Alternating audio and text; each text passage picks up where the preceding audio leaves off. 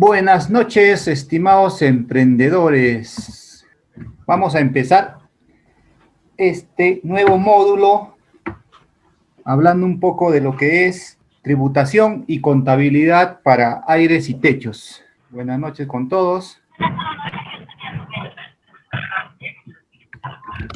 Y ya empezamos. A ver, vamos a poner la cámara. ¿Cómo están? Buenas noches con todos. A ver, mientras yo traigo una mejor iluminación, todos vamos a hacer el ejercicio, estirar los músculos, por favor, amigos emprendedores. Yo sé que muchos de ustedes están llegando del trabajo, así como yo, y estamos con un poco del estrés del día, del cansancio. Para no aburrirnos y no dormirnos, hagamos un tema de oxigenar nuestro cerebro. Bien, a ver, los que pueden pararse, párense, los que se pueden estirar, estírense. Vamos a empezar con unas muy buenas perlitas para los que van a tener que apuntar con rojo. Ya sabemos, con rojo todos tengan su cuaderno, su lapicero, rojo, morado, verde, el color que quieran, pero que sea diferente del azul. A ver, voy a traer una cámara. A ver, coméntenme quiénes están llegando del trabajo a esta hora. ¿Quiénes están llegando del trabajo? Estoy con mi cena al costado, dice Kevin. Marino, estoy contra la hora, llegando del trabajo. Sí, pues la mayoría estamos en ese trajín. Empezamos el módulo de tributación y contabilidad que está lleno de perlitas.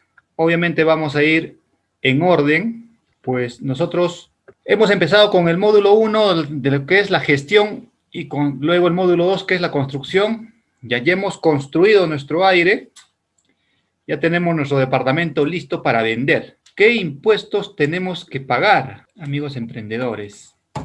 Hay un tema de impuestos por pagar, que es el impuesto a la renta y el alcabala. Ahí tenemos que considerar nosotros, cuando compramos una propiedad, nosotros pagamos el alcabala. Cuando vamos a comprar el aire o el techo, nosotros sí pagamos ese alcabala.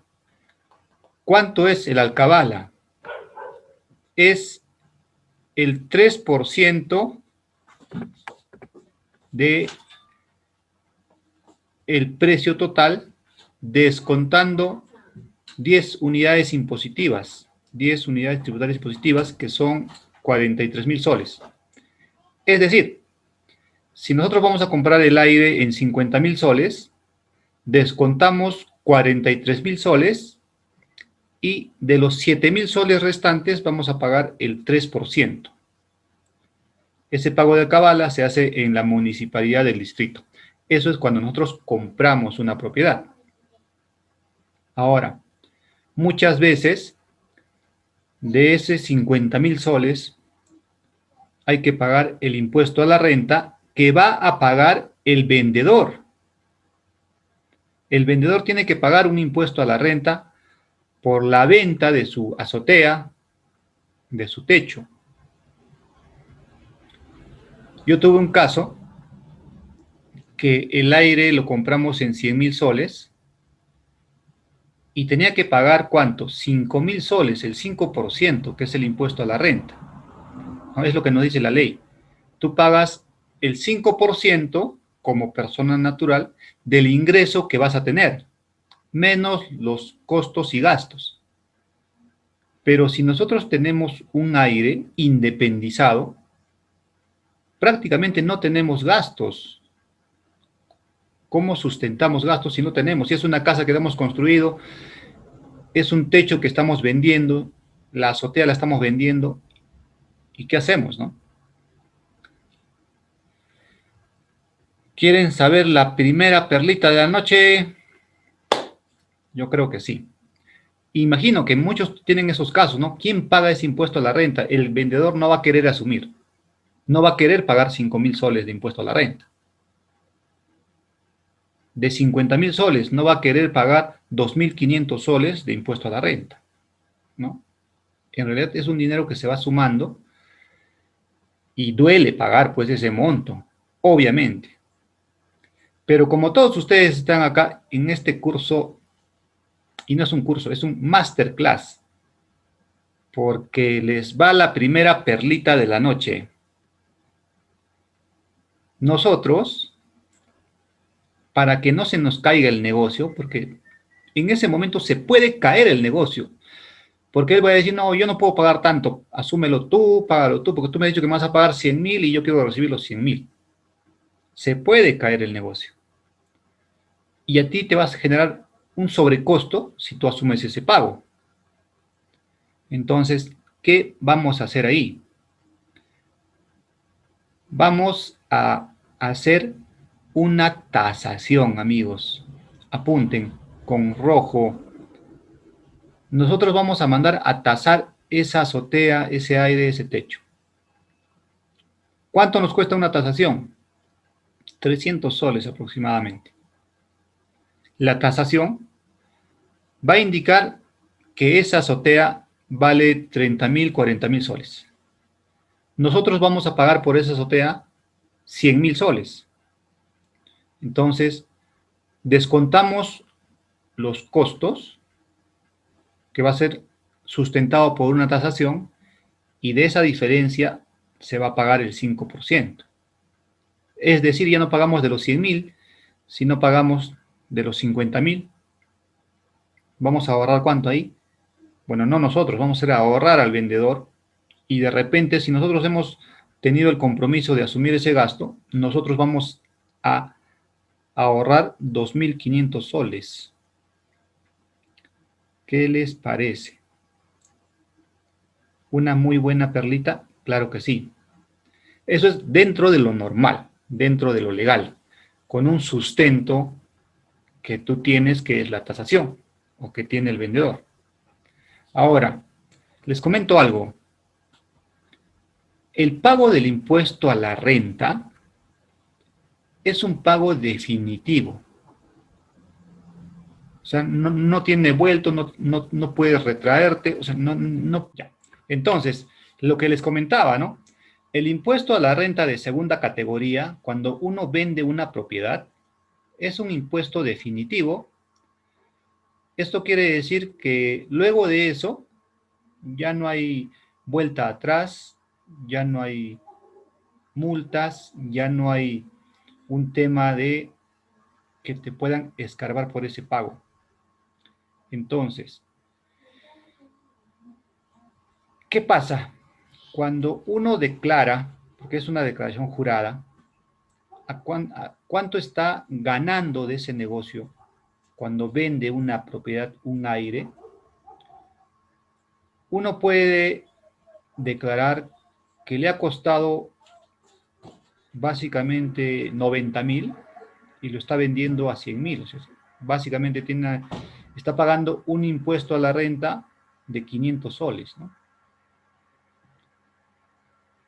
Ese tema alguna vez lo han hecho conmigo, algún vendedor de un aire, y consultando con el consultor de la empresa, el señor Ramírez, me dice, bueno, es muy difícil que fiscalicen a una persona natural que no tiene habitualidad, que no se dedica a vender propiedades.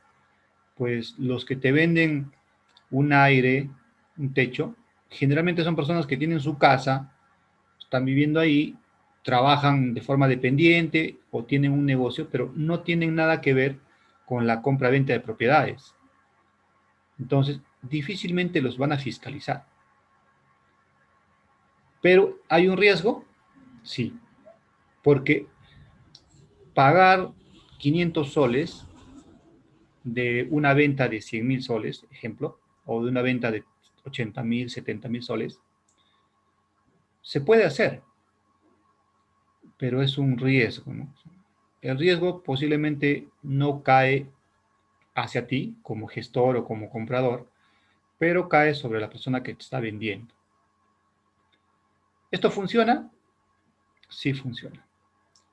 ¿Qué te pide el notario? El notario te pide el pago del impuesto a la renta, que es una declaración jurada, que cuando uno va a pagarlo, va a pagar con un formulario y ahí dice, ¿no?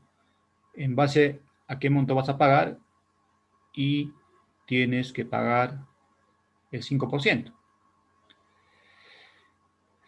Por ahí es que hay una alternativa adicional al sustento documentario que es la tasación, porque las tasaciones no van a llegar pues a, no sé, si te están vendiendo a 50.000 soles, no van a llegar a 40.000 o 45.000, ¿no?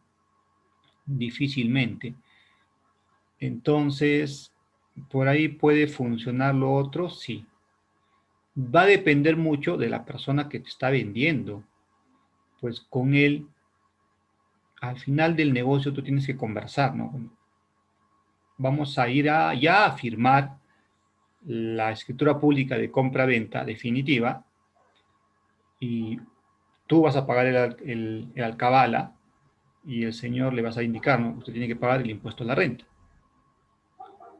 Entonces, en ese tema es un poco de cuidado, pero ya les doy algo que a mí me ha pasado, que yo lo he consultado y a nosotros como gestores, como compradores, no nos trae consecuencias.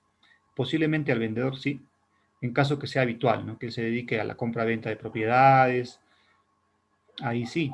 Pero en el caso de que sea una persona que vendió un aire esporádicamente y tiene otro tipo de trabajo, entonces no tendrían por qué fiscalizarlo. Así es, mis amigos emprendedores, entonces ya tenemos esas perlitas para que las apunten al hacer el negocio de aires y techos. Ahora, Stephanie nos dice, ¿y qué pasa si el vendedor no paga el impuesto a la renta? En realidad sí tiene que pagar, Stephanie, porque es un requisito el pagar impuestos para la firma de la compra-venta definitiva. El notario, cuando tú llevas o cuando tú vas a firmar ya la transferencia definitiva de compra-venta, te va a decir, a ver, tú comprador, ¿dónde está tu pago de alcabala? Tú como comprador tienes que demostrar y llevar el recibo del pago de la alcabala en el municipio. Tú como vendedor, ¿dónde está tu pago de impuesto a la renta? Tiene que traer su voucher también, ¿no? Entonces, esos dos vouchers se insertan en la escritura pública. Hay una parte que dice, ¿no? En el pago de impuestos de alcabala, con recibo tanto, monto tanto. Y el impuesto a la renta pagado por el vendedor, con recibo número tanto y el monto, ¿no? Entonces, eso es lo que te exige la ley, ¿no? Que tú pagues el impuesto de alcabala y tú pagues el impuesto a la renta. Ahora, una forma de tener sustento es la tasación. Con la tasación que te cuesta 300 soles, puedes bajar un monto de pago de por lo menos 2.000 soles, ¿no? Entonces, ese es un sustento legal que tú tienes. Ahora, lo otro que yo le estoy comentando no tiene un sustento legal documentado. Básicamente es algo que se puede hacer, pero tiene de repente algún riesgo.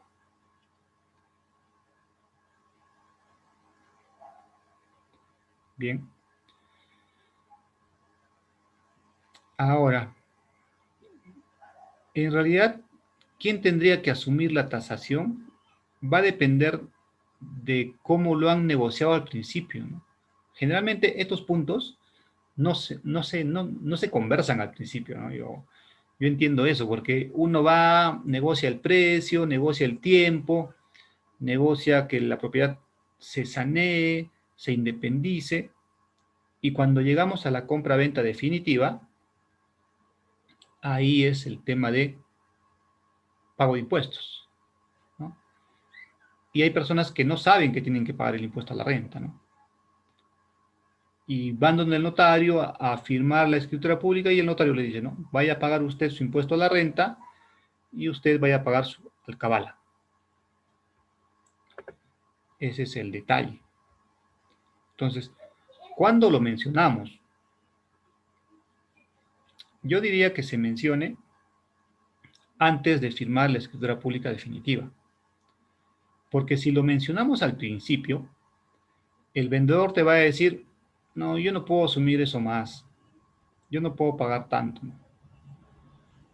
Entonces, por ahí va a querer cargarte a ti ese pago del impuesto a la renta.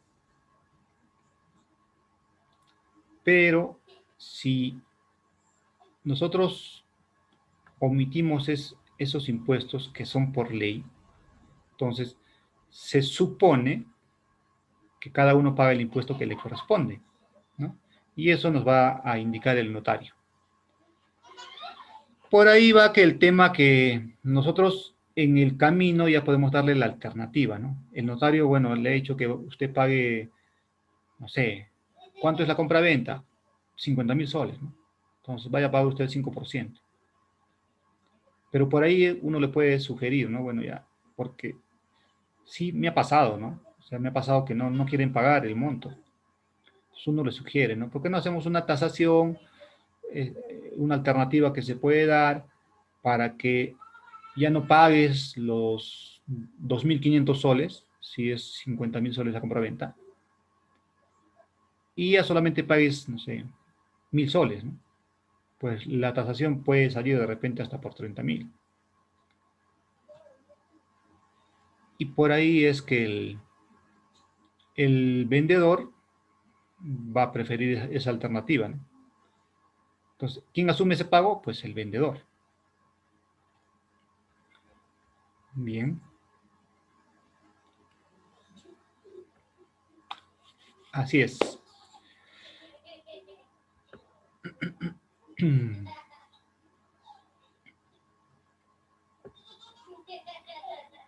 Luego, a ver, nos pregunta Kevin, repite Ronald, porfa. Dice. Kevin, ¿no estabas con tu lapicero rojo? Ya les dije, pues, ¿cómo bajamos el impuesto a la renta al comprar un aire y techo? El aire y techo no tiene cómo descontar gastos y costos. Entonces, hacemos una tasación. O le sugerimos al vendedor que haga una tasación para que con esa tasación pueda tener un costo de ese aire, que si el aire lo vamos a comprar a 50.000, esa tasación posiblemente llegue a 30.000. Entonces, ya no va a pagar el 5% de 50.000, sino va a pagar el 5% de 20.000. Pues vamos a descontar el precio de venta menos la tasación de ese aire, que es un costo, ¿no? Por ahí es que nos ayuda a bajar el precio o el costo o el impuesto a la renta, ¿no? Eso es un tema que sí se puede hacer. Jordan Sandoval nos dice, hola Ronald, entiendo que ese modelo es cuando lo haces como persona natural. ¿Puedes explicar la figura cuando hacemos los aires como persona jurídica? En realidad es lo mismo, Jordan, porque cuando tú compras, estamos hablando del inicio, ¿no? Cuando tú estás comprando el aire y techo, el impuesto a la renta de ese aire y techo que tú estás comprando va a estar afecto al impuesto a la renta del 5%. Entonces, obviamente que esa perlita que yo les doy le favorece al que te está vendiendo, pero también es bueno que tú sepas eso, porque como alguna vez a mí me pasó, ¿no? 100.000 soles. Él no quiso pagar el impuesto a la renta de 5.000 soles. Porque obviamente, pues duele pagar 5.000 soles del impuesto a la renta. O sea. Y por ahí es que se vio la figura de la tasación. Y también al final el señor decidió pagar 500 soles. ¿No? Ya es decisión de él. Bueno, ya han pasado 2 años de eso. Y como les comento, pues no, para nosotros como gestores o como compradores eso no tiene consecuencias. Y como es un pago definitivo, entonces difícilmente la SUNAT va a fiscalizar y poner una multa por eso. ¿No? Entonces, Jordan, eso es para persona natural o jurídica. Bueno, en el caso de jurídica, si tú le compras una propiedad a una empresa, esa empresa sí definitivamente va a tener gastos y costos de esa construcción. Se hizo una casa o de repente un edificio. Entonces, con esos gastos y costos, ellos pueden sustentar para que si te venden a ti a 50.000 soles, ellos pueden sustentar con costos, gastos de construcción, facturas y todo, que la utilidad que ellos tienen de repente solamente 5.000 soles, ¿no? Y van a pagar de 5.000 soles el 29.5%. Ya ese es un tema ya como empresa. Entonces, ahí como empresa ya es diferente la figura porque ahí no funciona la tasación. Porque como empresa uno tiene que demostrar gastos, costos con comprobantes de pago. Es decir, facturas, contratos, boletas, ¿no? Entonces ya es diferente. La mayoría de aires y techos que encontramos y que compramos es a personas naturales, ¿no? Bueno, yo no he encontrado ahorita que una empresa me haya vendido un aire techo, por ejemplo, ¿no? No he encontrado. Posiblemente va a haber, ¿no? Pero ya es diferente. Kevin nos dice, o sea, con la tasación le bajamos los impuestos y eso sustentamos. Así es.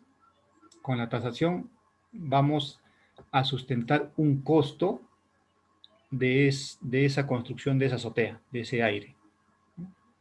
Y eso va a bajar la utilidad y en base a esa utilidad vamos a pagar el 5%. Entonces, por ahí funciona, sí funciona. ¿Eso es legal? Sí es legal.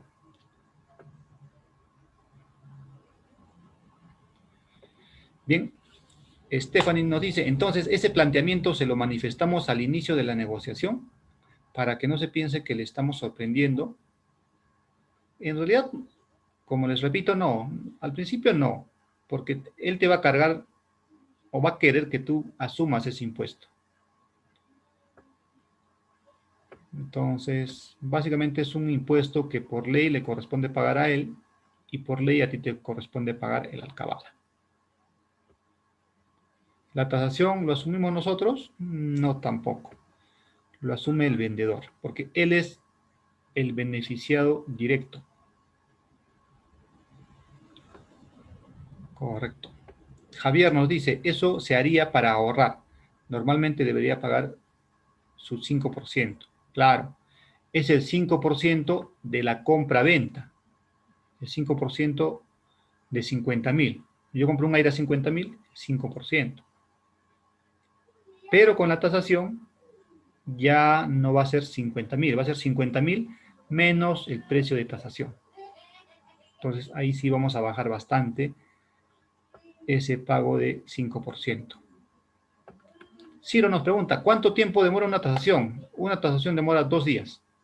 El día que va a ir el tasador, va a hacer obviamente su inspección, todo. También a los tasadores. Conozcamos tasadores, ¿no? También es otra tarea que tenemos, ¿no? Ahora vamos a conocer a tasadores que sean certificados, ¿no? Que estén dentro de esa lista de tasadores certificados porque su firma tiene que tener un valor. Puede ser un arquitecto o un ingeniero, ¿no? Y ellos nos van a hacer la tasación y nos van a decir cuánto ha costado esa azotea, ese techo, ese aire, ¿no? Y ahí sí nos pueden ayudar, o sea, al final ellos sí nos pueden ayudar, porque no hay un valor tan exacto en el tema de aire, ¿no? En el tema de techos, porque hay techos con vigas peraltadas, hay techos con ladrillo hueco, hay techos con tecnopor, y eso pues nosotros no lo vamos a diferenciar porque ya está todo terminado, ¿no? Entonces por ahí podemos decirle que nos ponga un monto alto. Ahí sí nos pueden ayudar. Por eso también les vuelvo a repetir, ¿no? Hagamos la tarea. Vamos a conocer a tasadores. Por ahí conozcamos, hagámonos amigos de ellos, ¿no? Siempre tener uno o dos por ahí de amistad, de contacto, para que cuando tengamos que hacer este trabajo, busquemos en nuestra agenda y lo llamemos para que nos venga a hacer el trabajo, ¿no? Obviamente que ellos van a venir, porque van a ganar, ¿no? No sé, 300 soles, 250, 400, no sé cuánto cobren, pero obviamente que lo van a hacer. Bien, perfecto. Entonces ya tenemos una tarea más. Vamos a conocer primero a verificadores registrales. Segundo, vamos a conocer a ingenieros civiles, de preferencia que sean estructuralistas. Tercero, vamos a conocer a tasadores, ¿no?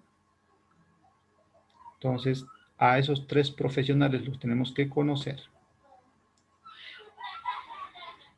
Y también me olvidaba conocer a los supervisores municipales, ¿no? O los inspectores municipales, que también están en una relación para ver si algún amigo de nosotros o un amigo de un amigo es inspector municipal.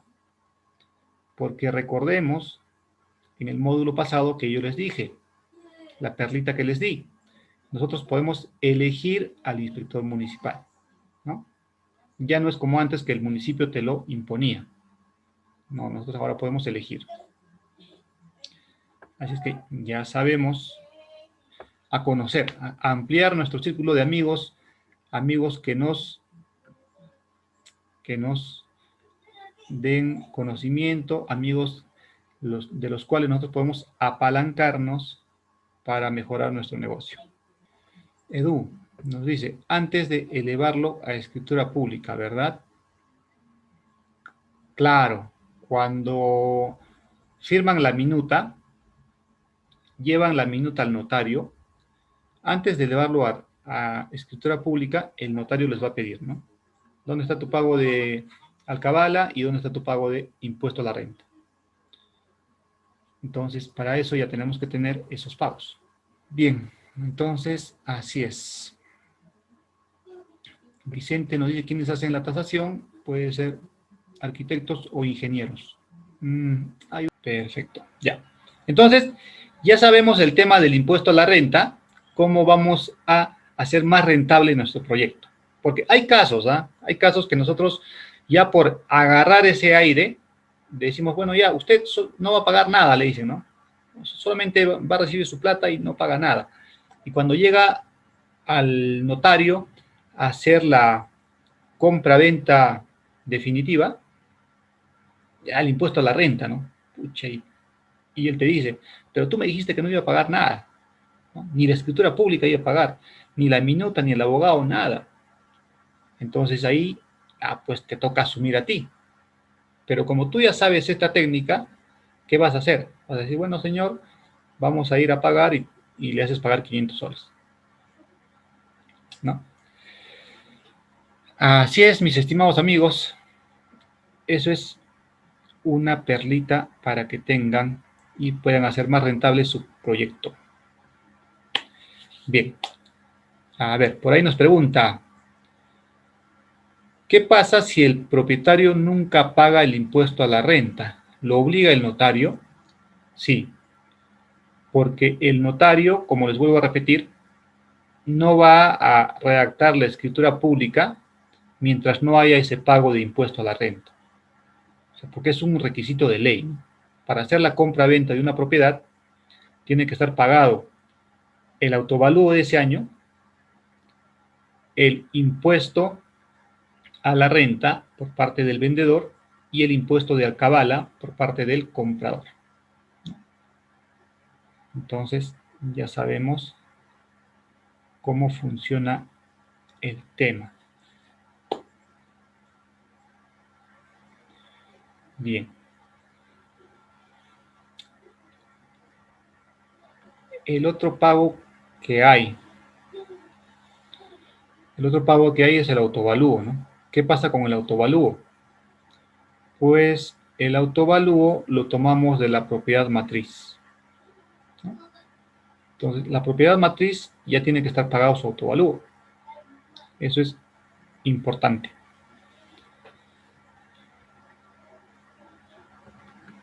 Luego, ¿quién paga el autovalúo? Pues el vendedor, ¿no? Siempre que hay una compra-venta de una propiedad, se tiene que pagar el autovalúo de todo ese año, ¿no? Entonces, si estamos 2020 y vamos a hacer una compra-venta de un aire, pues el autovalúo tiene que estar pagado todo este año de la propiedad matriz. ¿Quién paga el autovalúo? Pues el vendedor.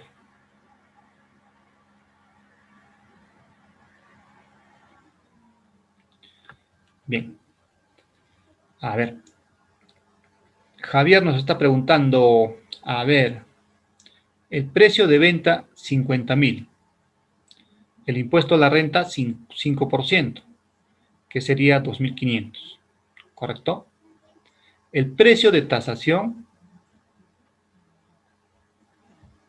bueno, en este caso el precio de tasación digamos que es 20.000. Entonces tú ya solamente estás ganando 30.000.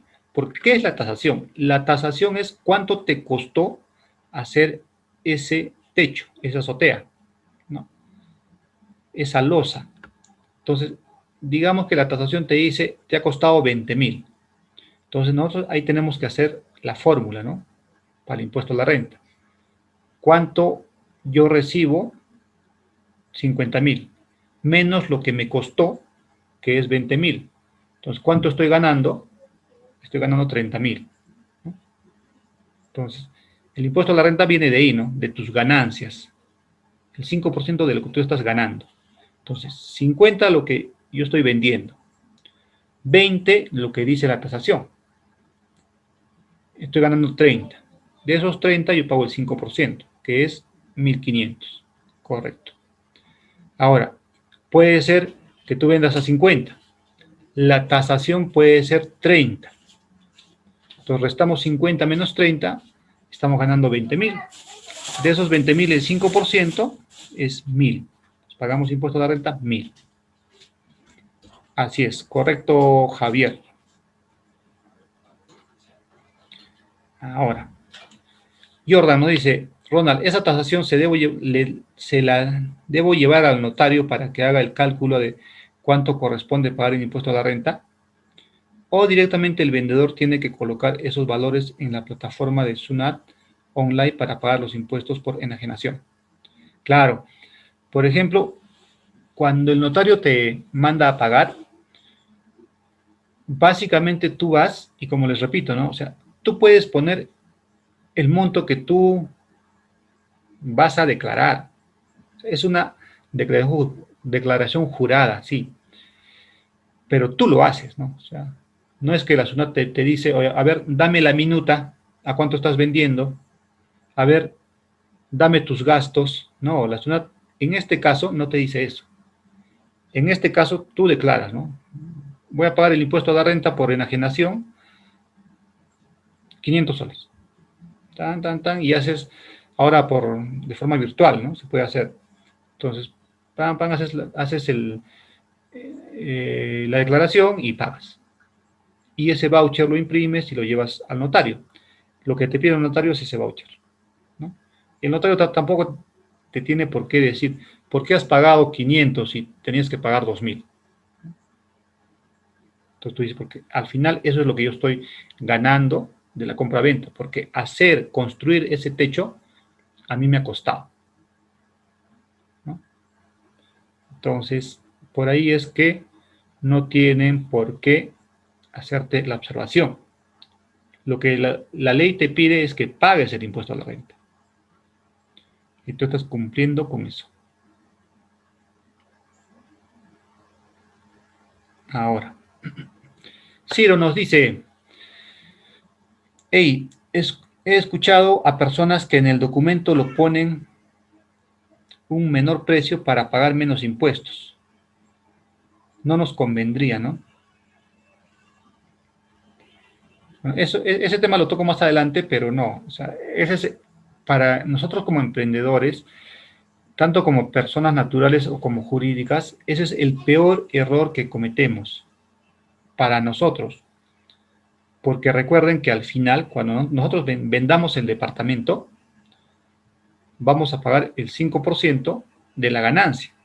Y si le hemos puesto menos precio al terreno o al aire que estamos comprando, pues documentariamente nuestra ganancia va a ser más.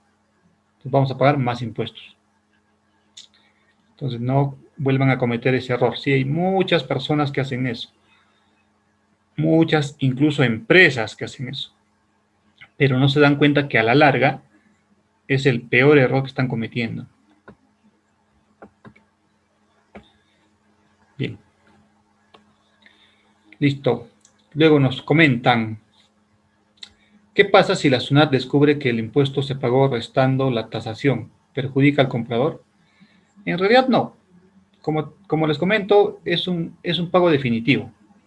Cuando es pago definitivo es un pago que tú estás declarando y la SUNAT no te va a fiscalizar por eso, ¿no? Siempre y cuando, les vuelvo a repetir, no sea habitual, ¿no? Si es una persona de repente que está en ese negocio de comprar aires y venderlos, entonces ya es un tema de habitualidad. Entonces, ahí sí le pueden hacer un tema de fiscalizar y poner alguna multa. Pero si no es habitual, la SUNAT ni siquiera lo va a fiscalizar. Y si es con tasación, mucho menos, porque la tasación es un documento firmado por un tasador que está certificado y eso tiene valor, tiene un valor legal. Entonces no va a poder hacer nada la SUNAT contra eso. Bien. Bien, a ver, la última pregunta para continuar. Kevin nos pregunta, ¿en la tasación nos votarán el precio de mercado actual? ¿También nos darán el precio de costo construido en ese tiempo? ¿O eso tenemos que indicarle al tasador? Sí, ¿no? Tenemos que indicarle al tasador que nos dé un costo de esa azotea, pero un costo actual. O sea, ¿no? Porque posiblemente hace 10 años costaba menos, ¿no? Entonces, que nos den un valor actual y que por ahí nos ayude, pues, para que le suba. Así es que es un valor actual. Bien. Perfecto. A ver, continuamos.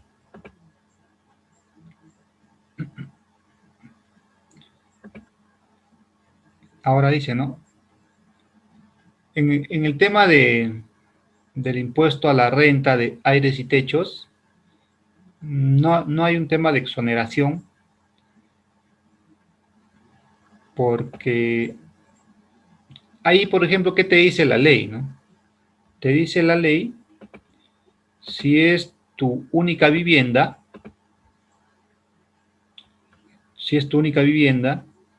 no pagas impuesto a la renta. Pero en este caso, pues, no va a ser tu única vivienda, ¿no? Porque tu vivienda va a ser la casa y la azotea, el aire que está independizado ya es otra propiedad. Entonces, por ahí que eso no funciona en el tema de aires y techos.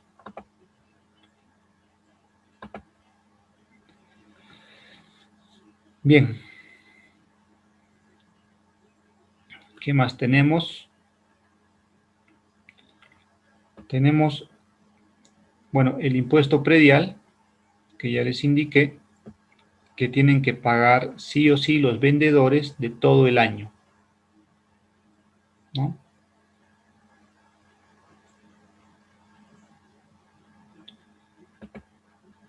Eso es muy importante. Porque igual, el autovalúo te lo va a pedir el notario cuando va a hacer la escritura pública. En la escritura pública van esos tres datos, aparte del precio, aparte del comprador-vendedor, ¿no? Van esos tres anexos, ¿no? El pago de la cabala, el pago del impuesto a la renta y el pago del impuesto predial o el autovalúo. Bien. Entonces, ya son pagos que sí o sí se tienen que hacer. Correcto.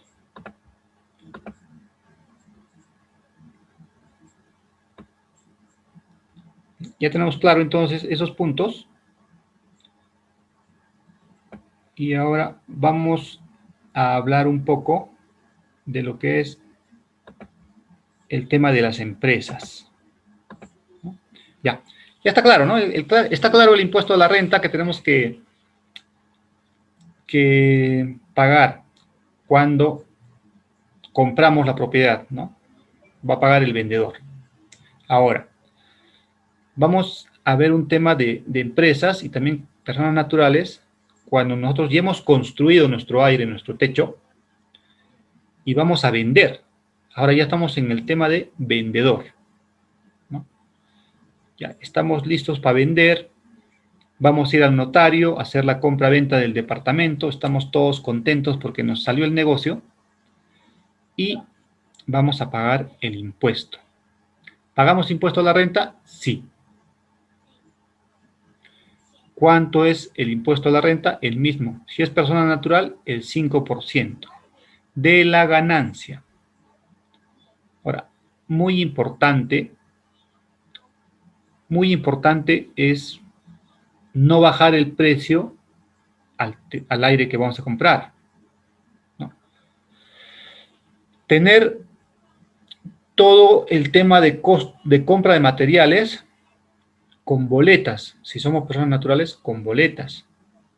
Si somos jurídicas, con factura.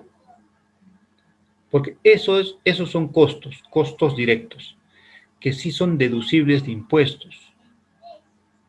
Es decir, si nosotros vamos a vender el departamento como personas naturales a 200.000 soles, hemos comprado el aire en 100.000 soles. Lo hemos construido, obviamente con la compra de materiales que tienen que estar a nuestro nombre, o sea, a nombre del propietario de ese aire. Digamos que en materiales hemos comprado 50.000 soles. Entonces ya tenemos 100.000 del terreno, 50.000 de materiales. La mano de obra. Nos tienen que girar recibo por honorarios, ¿no?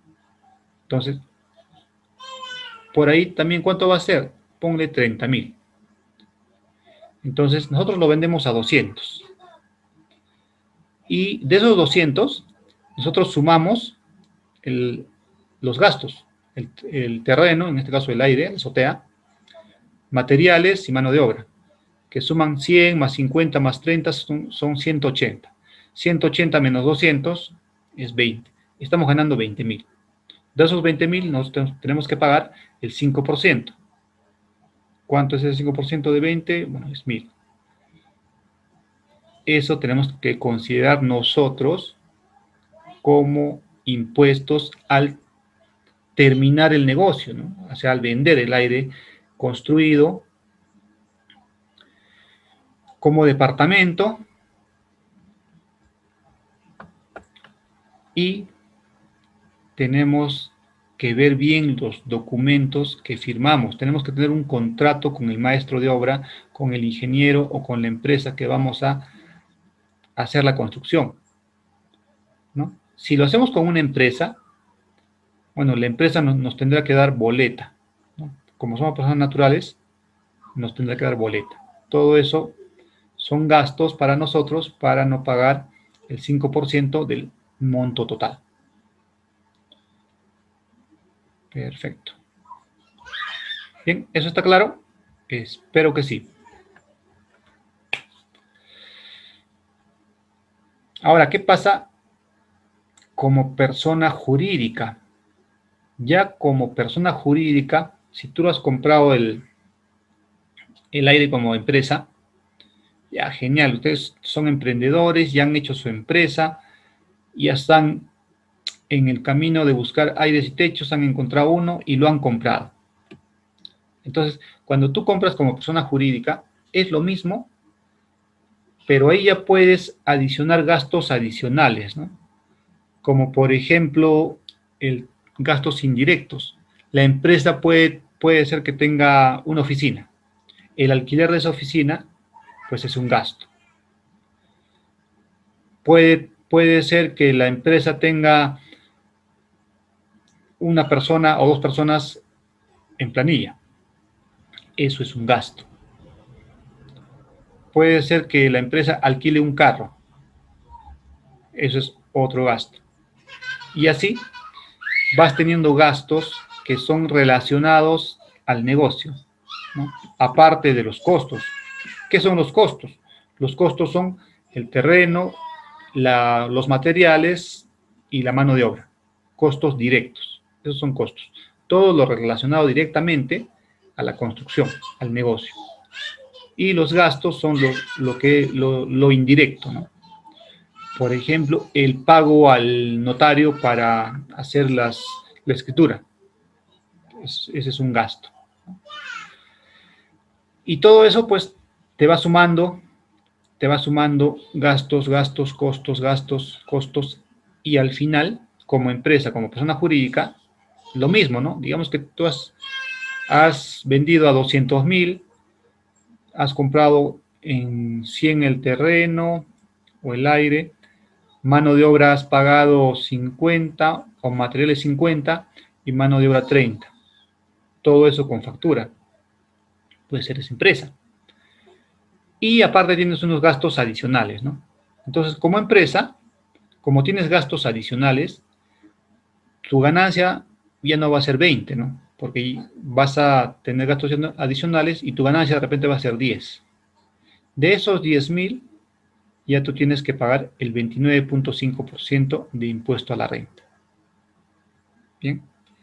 Que como empresa no lo pagas en ese momento, en el momento de la compra-venta definitiva, no. Como empresa tú lo pagas al siguiente mes cuando te toca declarar tu impuesto a la renta mensual, ¿no? Entonces, ya tenemos la diferencia como empresa y como persona natural. Perfecto. A ver.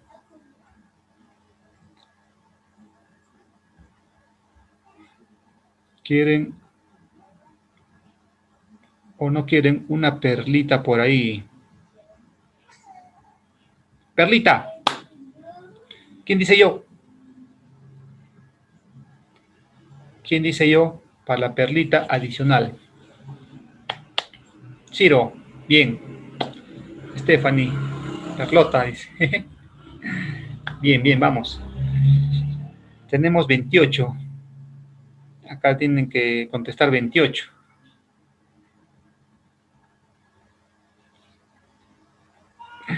Bien, bien, bien. Ahí está. Estamos despiertos. Perfecto. Eso es bueno. Eso es bueno. Miren, en este tema hay una... Antes que se corte, dice Peter. No sea viejo, Peter, ¿eh? Ya, bien. Hay un tema ahí en el tema de personas naturales que yo recomiendo hasta cierto punto, pero sin caer en habitualidad.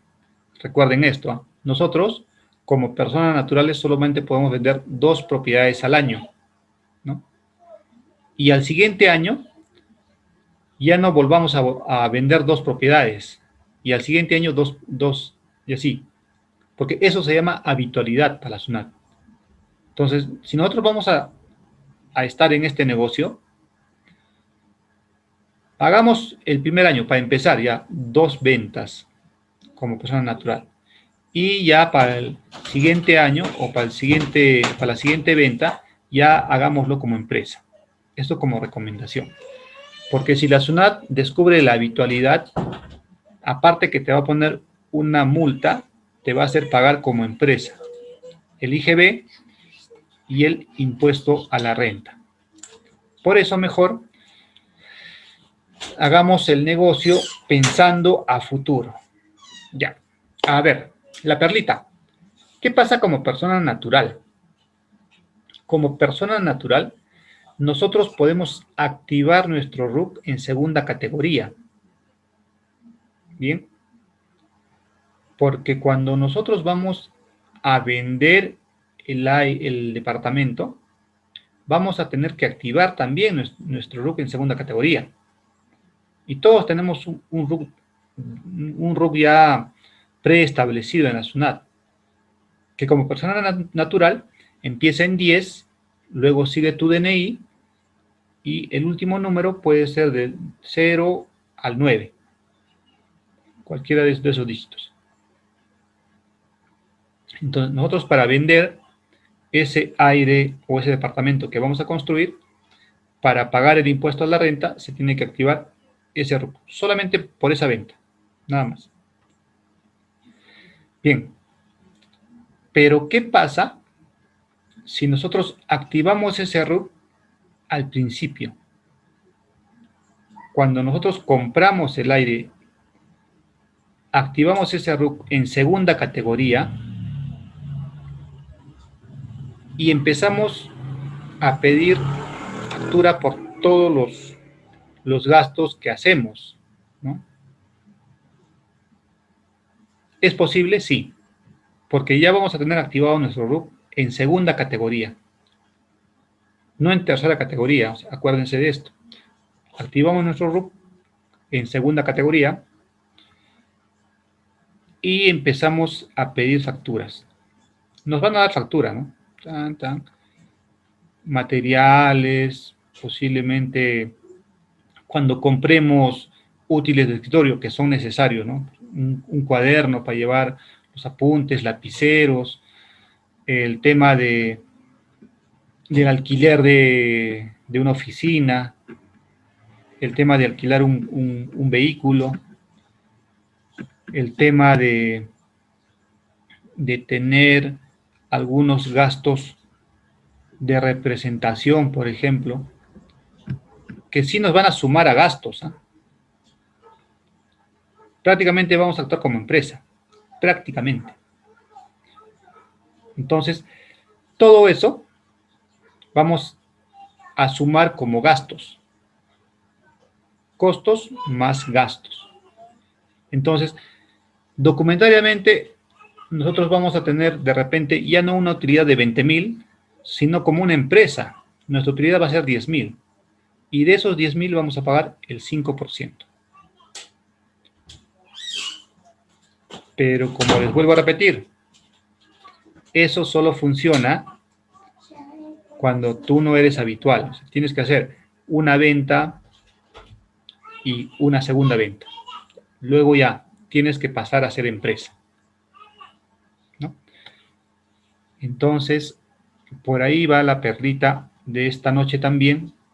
Una más, para que lo apunten con rojo.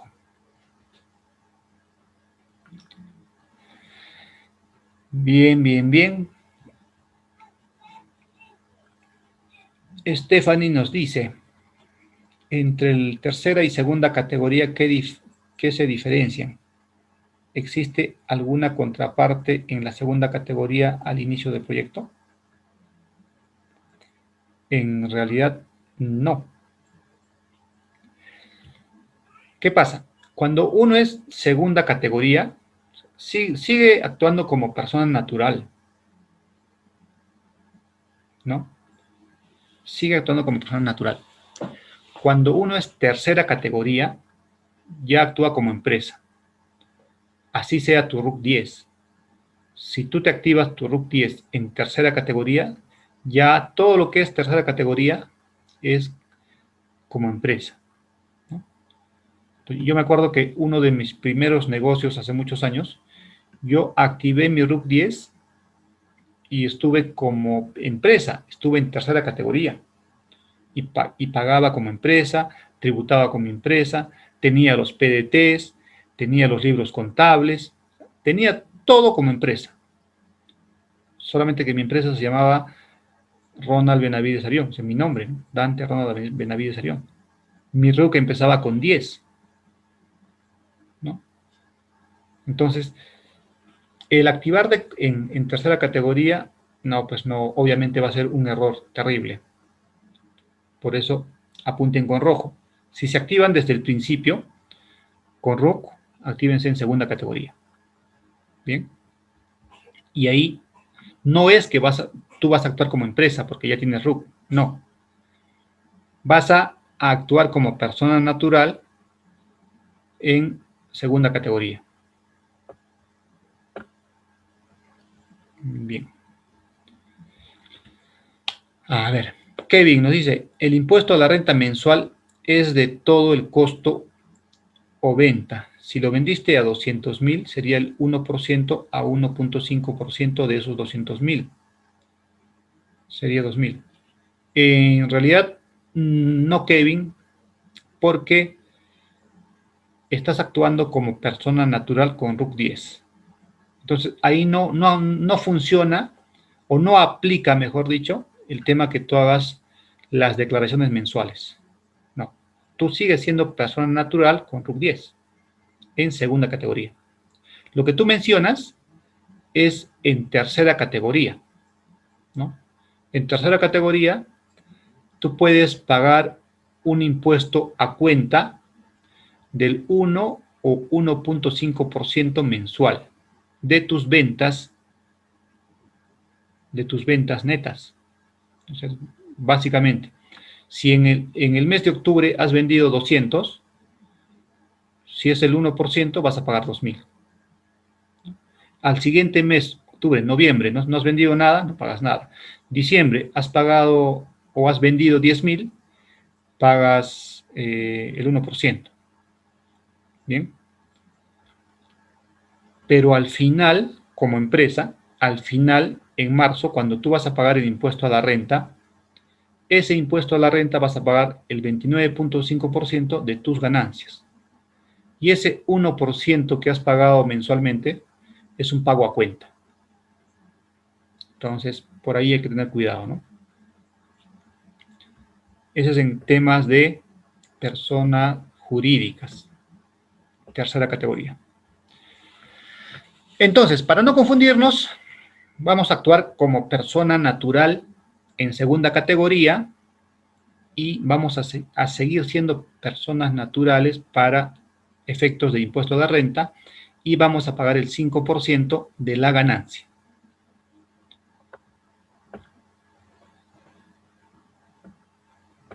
Bien.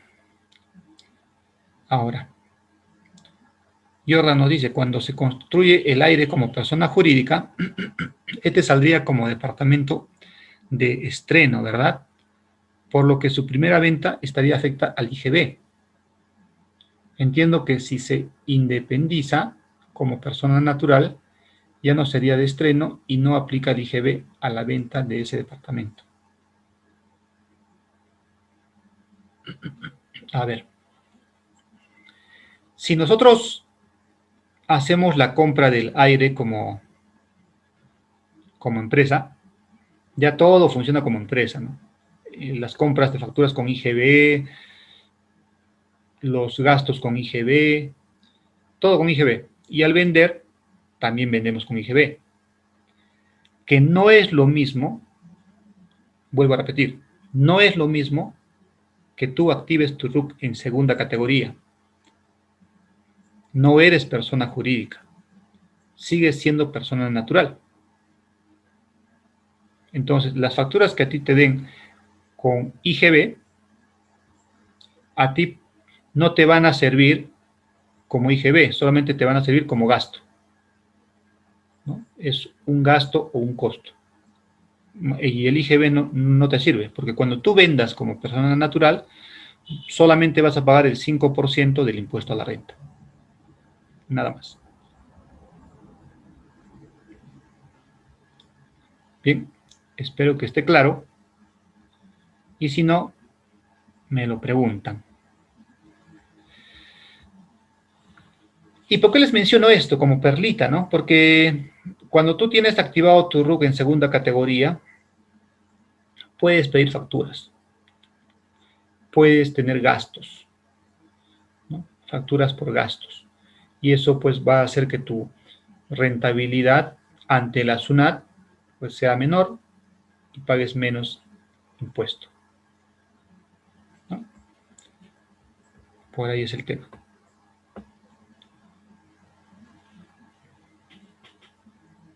Ahora, Peter Mesa nos dice, ¿se puede acoger el REPYME y pagar el 10% en tercera categoría? Sí, también y no, porque eso tiene un tope.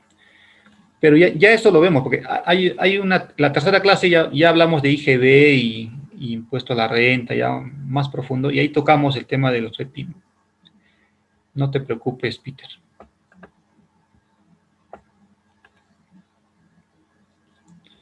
A ver, Vicente nos dice, ¿cuál es la diferencia entre la renta y el IGB?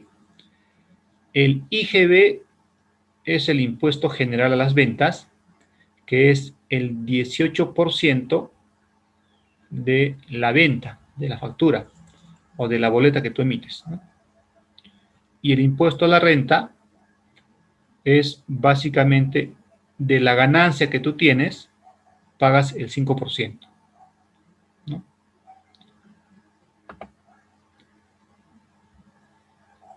Así es. Bien.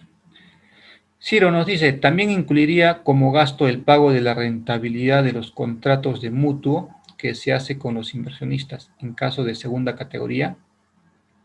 Claro. Esa es, por ejemplo, otra ventaja, ¿no? Porque al final tú vas a pagar un interés a los inversionistas y eso entra como gasto. Esa es otra ventaja que tienen, ¿no? Entra como gasto y al final tu ganancia real ya es mucho menos que si fuera como persona natural directamente, porque ahí no puedes deducir eso, ¿no?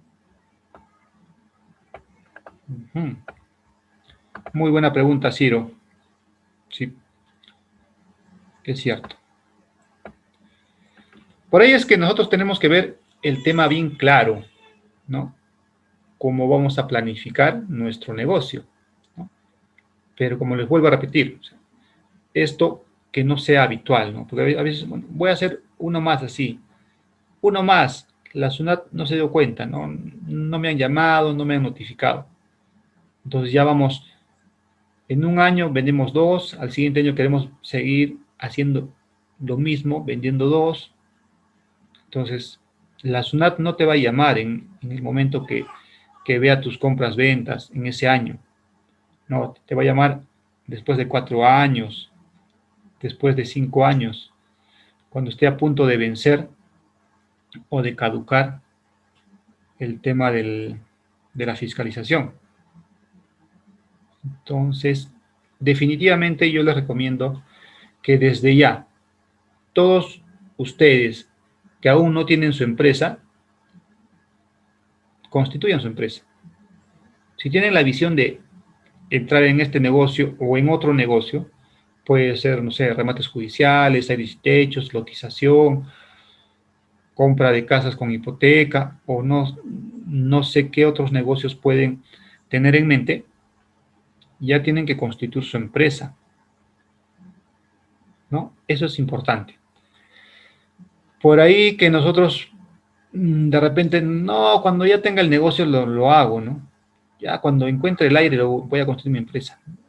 No, lo mejor es hacerlo ya tener tu empresa, porque se va a necesitar una empresa, sí. De repente ahorita no la necesitas, pero a futuro sí. Y no es muy costoso hacer una empresa. Tampoco tiene mucho por hacer trámites y es muy engorroso, ¿no? Son trámites normales, ¿no? Ya como recomendación, no sé si les he comentado a ustedes, pero por ejemplo, para que un banco te dé un préstamo, te pide por lo menos la antigüedad de la empresa de 1 año. Y otros bancos te piden 2 años de antigüedad. Entonces, si uno está pensando a futuro, ya pues mejor de una vez constituyo mi empresa, lo pongo en suspensión, ya pues no la uso, ¿no? Y cada mes pues no voy a estar declarando en cero, en cero, en cero y pagando a una contadora de repente. Básicamente activo mi empresa, lo pongo en suspensión y está ahí. Y puede estar suspendido hasta por 1 año. Entonces, ya tenemos el tema de antigüedad de empresa, ¿no? ¿Cuándo se constituye tu empresa? Mi empresa se ha constituido en el 2019. ¿Qué estamos? 2020. ¿No? Ya, perfecto. Yo no tengo empresa todavía. Ya. Constituyo mi empresa ahora y ya de acá a unos 6, 7, 8 meses, de repente tú ya vas a tener un aire, 2 aires, y de repente vas a querer un financiamiento por ahí con el banco, ¿no? Y el banco te va a preguntar, ¿cuándo se constituyó tu empresa? Tú le dirás, en 2020. Pero ya estamos a agosto de 2021. ¿No? Entonces ya estás por ahí para que el banco te pueda dar algún pequeño préstamo. Eso es importante. Que la empresa ya esté constituida. Bien. Entonces, ¿qué les pareció las perlitas, amigos emprendedores? Lo tienen apuntado con rojo, ¿verdad? En su agenda o en su cuaderno de aires y techos. Ahora, este módulo tienen que poner, pues, módulo 3, contabilidad y tributación de aires y techos. Entonces ya van apuntando las perlitas. Porque en este módulo tenemos varias perlitas, ¿eh? Varias perlitas. Son muy, muy, muy buenas. Bien. Luego, vamos a hablar del impuesto a la renta como empresa.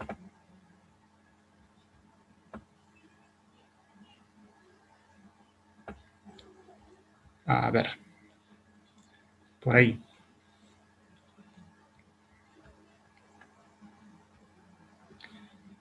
A ver, Stephanie nos dice, así esté en suspensión, igual suma a la antigüedad para la adquisición de un préstamo.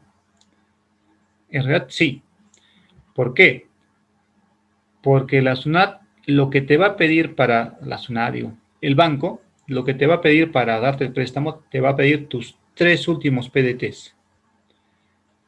Y te va a decir la ficha RUC, ¿no? Entonces, obviamente estamos hablando de préstamos pequeños, ¿eh? Ya para un préstamo ya más grande, ya te pide la declaración anual, que también la puedes tener, ¿no? Entonces ya es un tema de planificación. Entonces, por ahí, un ejemplo. Ya yo constituyo mi empresa ahora en octubre. Ya, genial, ya tengo mi empresa constituida, la suspendo y la activo en diciembre. Llega diciembre, pasa diciembre, en enero ya tengo que hacer la declaración anual. Obviamente que va a estar en cero, pero ya tengo una declaración anual. Y eso es lo que te pide la SUNAT. La declaración anual y los 3 últimos PDTs. Entonces, si nosotros estamos proyectando tener un préstamo en el banco a futuro, tenemos que tener movimiento en la empresa los 3 últimos meses antes de pedir el préstamo. Por ahí ya tendríamos que ver el tema de hacer alguna compra, alguna venta, una compra, una venta para que el RUC tenga movimiento.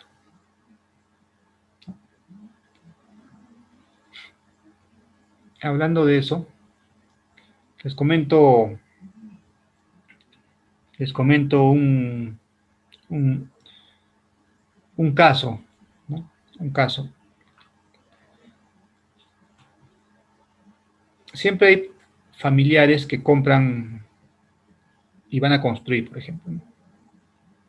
Compra materiales. Ya. Tu empresa obviamente va a ser constructora, si vas a hacer aires y techos, y la constructora también puede comprar y vender, ¿no? Básicamente cemento, fierro, ladrillo. Y por ahí si un familiar tuyo va a comprar materiales para hacer su casa, tú puedes decirle que lo compre con tu RUC, ¿no? Al final igual a él no le van a subir un precio más, ¿no? Porque todos los productos ya están incluidos su IGB. tú compras y es movimiento, ¿no? Y al comprar vas a pagar un pequeño impuesto, sí. Al vender, mejor dicho. Tú compras en octubre y en noviembre boleteas esos materiales. Boleteas. Entonces ya vas a tener movimiento, ¿no? En un mes has comprado, al siguiente mes has vendido. Entonces eso se llama movimiento de empresa. Y para que el banco te dé un préstamo, tiene que haber movimiento de empresa. Esa es una estrategia que se usa para empresas nuevas, ¿no? Ya, bueno, ya ese es otro tema, ¿no? Pero ya, sigamos. A ver, el banco te pide solo antigüedad para el préstamo y tu balance y tu declaratoria anual. El banco pide solo antigüedad para el préstamo y tu balance y tu declaración anual. Sí, claro. En realidad, pues, uno de los requisitos para que el banco te evalúe al préstamo es la antigüedad de la empresa. O sea, eso es como un prerequisito. Si la empresa tiene un mes, el banco ni siquiera te va a evaluar. Tiene que tener por lo menos un año, ¿no? Hay algunas cajas municipales que sí te aceptan con 6 meses de antigüedad, presentando 4 PDTs, ¿no? Entonces, hay que buscar alternativas, claro que sí, pero ya tienes que tener tu empresa, ¿no? Por lo menos que tenga 6 meses, para que lo ingreses al sistema financiero mediante un préstamo pequeño y poco a poco va a ir escalando. Bien. Peter nos dice, ¿qué empresa constituir? Bueno, ese también es un módulo más adelante, o es una sesión, pero desde ya yo les digo que es una SAC. Ya más adelante profundizamos más por qué una SAC.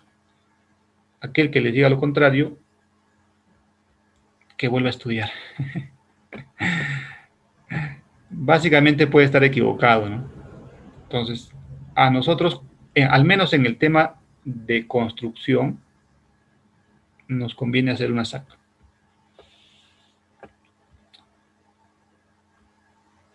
Ciro nos dice, Ronald, para aprender sobre la legalidad, sobre cómo constituir empresas, ¿qué recomiendas llevar? ¿Cursos? ¿Y qué cursos para tener una base? También hay varios tipos de empresas.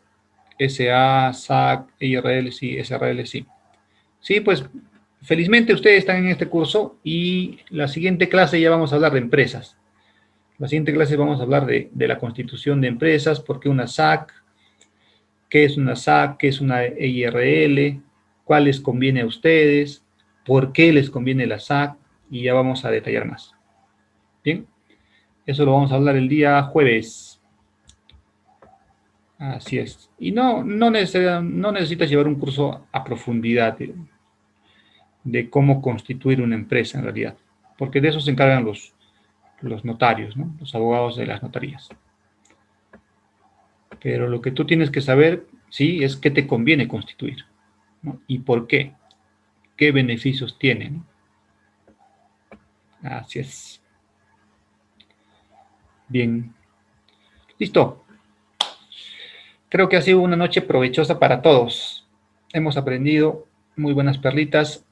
Hemos aprendido cómo pagar menos a la SUNAT, porque la SUNAT cada vez nos quiere sangrar más. Son unos vampiros que nos sangran nuestra ganancia. Pero bueno, no vamos a quemar nuestro hígado por eso. Lo que vamos a hacer es comentar algo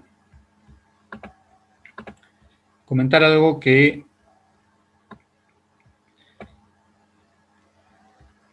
en el módulo pasado no lo comentamos, pues la supervisión, hablando del módulo pasado, la supervisión de una edificación de un aire en el tema de constructivo también viene por el tema de acabados, ¿no? Entonces, ¿qué supervisamos en acabados? la instalación de lo que es el porcelanato en los pisos, por ejemplo, ¿no? Generalmente, ¿qué ponemos en acabados? Generalmente ponemos las áreas sociales, como es la sala y pasadizos, en porcelanato o en cerámico. La cocina en cerámico, la lavandería con piso de cerámico, los dormitorios con piso de laminado. Generalmente se pone eso, ¿no? Nosotros cuando vamos a comprar el laminado, yo les recomiendo que lo compren con instalación, porque la forma de instalar un laminado es muy importante. Es un piso delicado en realidad. Y los que te venden el material tienen sus instaladores que posiblemente te cobren un poquito más. Pero es mejor pagar a ellos porque ellos ya son expertos en instalar ese tipo de pisos, ¿no? A que de repente tú compres ese piso laminado y le digas a un trabajador de la obra que lo instale. Va a ir al tutorial de YouTube y va a ver cómo se instala y lo puede hacer, sí, lo puede hacer. Pero como yo siempre les digo, ¿no? No es igual que lo haga una persona con experiencia a que lo haga una persona que posiblemente lo ha aprendido en un tutorial, ¿no? O que tiene idea de cómo hacerlo, pero no lo va a hacer igual. Entonces, esa es la recomendación. Bien. Si van a hacer instalar el porcelanato o el cerámico, que también lo instale un enchapador, no un maestro de la obra, ¿no? A veces por ahorrarnos, el maestro te dice, no, sí, yo enchapo. Y pues hay errores ahí y eso se ve cuando ya está terminado. En los acabados es lo que más cuidado tenemos que tener. Bien, eso me olvidé en la clase pasada de recomendarles. Perfecto. Ahora sí, mis estimados emprendedores, ya tengo sueñito. Nos vemos la siguiente clase. ¿Alguien tiene alguna pregunta antes de despedirme?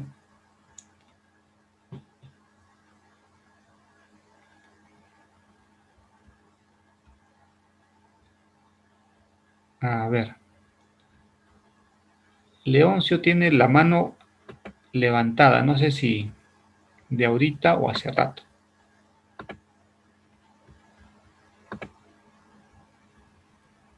¿Cuándo vienes a Lima, Ronald?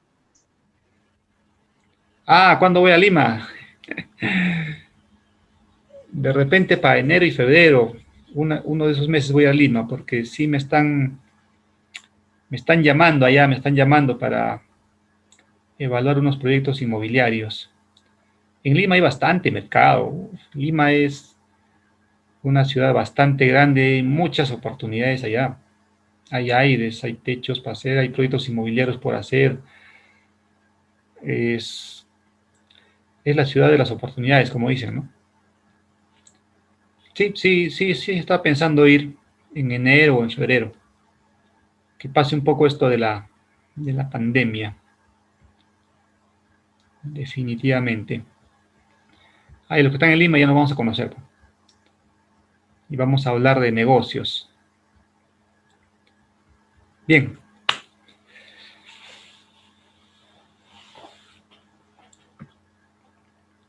Perfecto. A ver, Estefanía de Ronald, los archivos, ¿cuándo nos pasarás? Los archivos. Ajá, allá. Voy a tratar de pasarlos mañana. Sí, he estado he estado viendo dos proyectos y ya pues muy complicado. Me falta afinar unos pequeños detalles. O sea, sí tengo los archivos generales y los archivos específicos con unos detalles muy bien afinados, se los voy a pasar. A pesar que ya he pasado algunos archivos antes, ¿no? Ahora los que faltan ya se los paso. Bien. Bien. Ahora sí, amigos emprendedores, nos estamos viendo el día jueves para hablar de lo que es empresas. ¿Qué empresas constituir y por qué? Y esto acarrea pues el impuesto a la renta y el IGB. Ya, perfecto. Nos vemos el día jueves. Que tengan buenas noches. Gracias a los nuevos integrantes del grupo. Y ya saben, a leer libros, de preferencia que sean libros físicos. Mucho mejor si tienes hijos pequeños para que ellos te vean leer.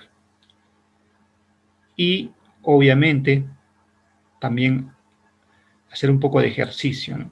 Relajar nuestro cuerpo y nuestra mente. Les pasé el libro, ¿no? ¿Cuál libro era? El de 13 páginas, hábitos antes del desayuno, ¿no? Aplicar eso. Nos vemos el día jueves. Buenas noches. Nos vemos, Ronald. Buenas noches.